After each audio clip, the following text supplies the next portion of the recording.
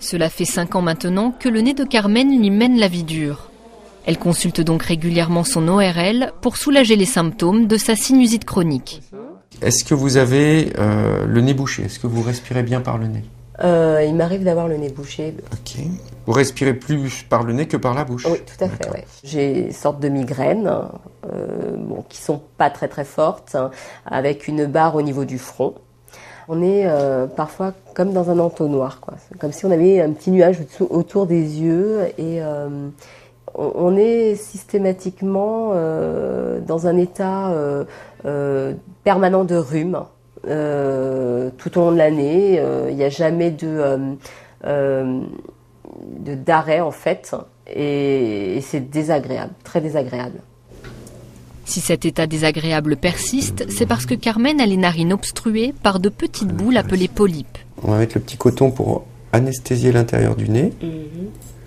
Elle va donc passer une endoscopie pour observer leur taille et la façon dont ils bouchent la fosse nasale. En fait, les polypes, ça ressemble à des petits grains de raisin, mais c'est de la chair qui est enflammée et qui forme une boule. Et cette boule peut être plus ou moins importante et peut être plus ou moins obstructive. Car leur taille varie de quelques millimètres à 1 cm de diamètre environ. Alors là, il y a une petite déviation de cloison qu'on voit effectivement. On voit le cornet et entre les deux, on voit un polype qui est un polype assez charnu. Mais il n'y a pas vraiment de corrélation entre la taille des polypes et les symptômes. Ok, on va voir l'autre côté.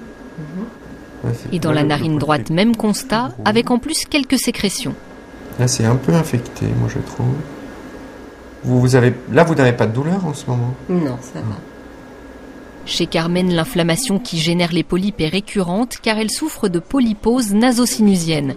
Conséquence, elle doit pulvériser quotidiennement un médicament dans ses narines. Le corticoïde va diminuer l'inflammation. Et en diminuant l'inflammation, chez certaines personnes, il va faire disparaître les polypes. En tout cas, les réduire de taille.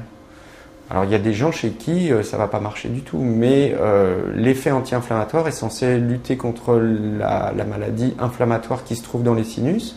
Et donc, par ce biais, diminuer la taille des polypes.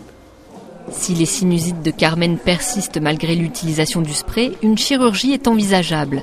Elle permet d'améliorer l'efficacité des corticoïdes en facilitant leur circulation dans la fosse nasale.